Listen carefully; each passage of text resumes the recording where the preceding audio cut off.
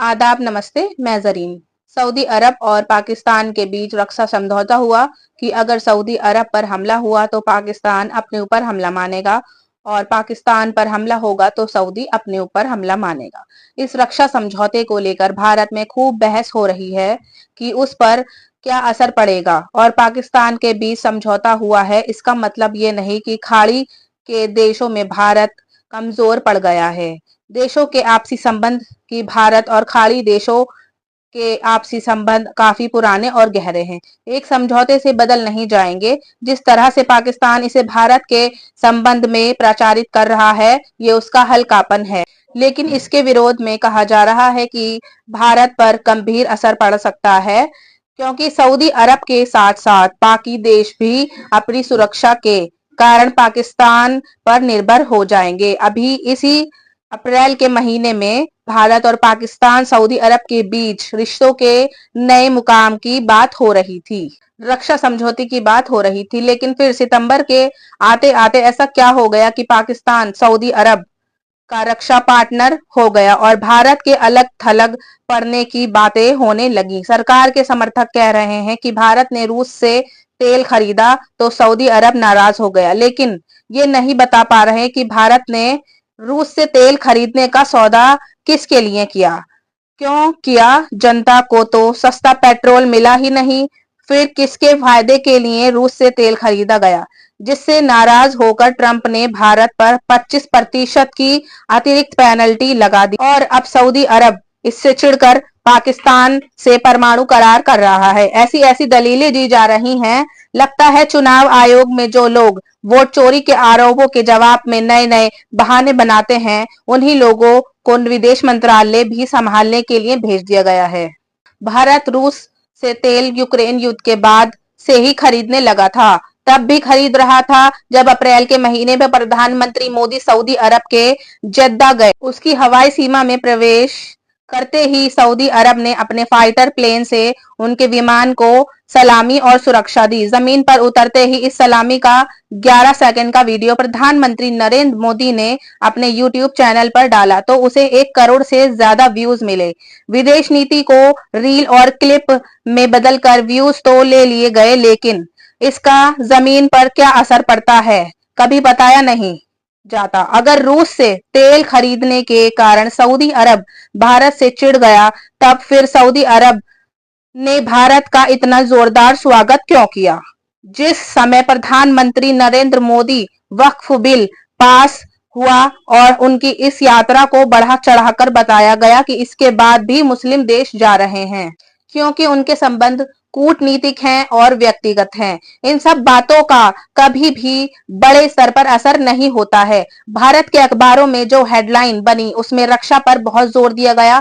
बताया गया कि सऊदी अरब में मोदी मोदी के नारे लगे। हिंदी हो या अंग्रेजी के अखबार, हर हेडलाइन में रक्षा या डिफेंस का जिक्र मिलेगा। लेकिन 4 महीने के बाद सऊदी अरब पाकिस्तान के साथ सबसे बड़ा समझौता करता है। सऊदी अरब के साथ समझौते के लिए जब पाकिस्तान के प्रधानमंत्री शहबाज शरीफ सऊदी गए, तो ठीक उसी तरह सऊदी अरब के विमानों ने इनके विमान का हवा में सलामी दी, जैसे अप्रैल के महीने में प्रधानमंत्री नरेंद्र मोदी के विमान को दी गई थी। शहबाज शरीफ ने ट्वीट भी लिखा कि रॉयल सऊदी एयरफोर्स के जहाजों ने अप्रत्याशित रूप से सलामी दी है। इससे ये समझ आता है कि सऊदी अरब और पाकिस्तान के बीच आपसी भरोसा और प्यार कितना गहरा है। बात यह है कि गोदी मीडिया ने विदेश नीति को देखने या दिखाने का नजरिया ही बदल दिया है। प्रधानमंत्री नरेंद्र मोदी किसी देश की यात्रा पर निकलते नहीं कि यात्रा को सफल बता दिया जाता है। पाकिस्तान की आर्थिक स्थिति नहीं बदली, वे भारत की तरह चौथी या 5वीं बड़ी आर्थिक शक्ति नहीं बना, लेकिन खाड़ी के देशों में सैनिक शक्ति के रूप में उसे सम्मान तो मिल ही गया। अपनी आर्थिक हालत का सच पाकिस्तान को पता है। इसके बाद भी ऐसा क्या हुआ कि पाकिस्तान हर जगह दिखाई देने लगा है। ट्रंप पाकिस्तान की सेना के प्रमुख के साथ लंच पर 2 घंटे बिताते हैं, पाकिस्तान के प्रधानमंत्री की तारीफ करते हैं। कोऑपरेशन ऑर्गेनाइजेशन में पाकिस्तान को आतंकवाद से लड़ने की कमेटी का अध्यक्ष बनाया जाता है। कोई तो है जो कंधे पर हाथ रखकर पाकिस्तान को अपना दोस्त बनाकर इस पार्टी से उस पार्टी में घुमा रहा है। इस दिन सऊदी अरब और पाकिस्तान के बीच रक्षा समझौता हुआ उस दिन अमेरिका के सेंट्रल कमांड के प्रमुख एडमिरल बियर्ड कपूर ने भी सऊदी के प्रिंस MBS से मुलाकात की थी। सऊदी अरब ने पाकिस्तान के साथ यात्रा रक्षा समझौता कर लिया। तो भी हुआ, क्यों हुआ और इसका भारत पर क्या असर पड़ेगा? डिफेंस कॉरिडोर, स्वदेशी रक्षा उत्पादनों के बड़े बड़े आसमानी दावों से हिंदी के अखबार भरे पड़े मिलेंगे। क्या भारत इस यात्रा समझौते के बाद पाकिस्तान की खुलकर निंदा कर पाएगा, उसे आतंकवाद का बढ़ावा देने वाला देश कहेगा? तो फिर सऊदी को कैसा लगेगा? क्या सऊदी अरब के सामने भारत कह पाएगा कि आपकी मदद से आपके दिए हुए हथियारों और पैसों का इस्तेमाल पाकिस्तान आतंकवाद को बढ़ावा देने में कर रहा है? गल्फ कोऑपरेशन काउंसिल ने कहा है कि कतर पर अब कोई भी हमला होगा तो माना जाएगा पूरे सिस्टम पर हमला हुआ है।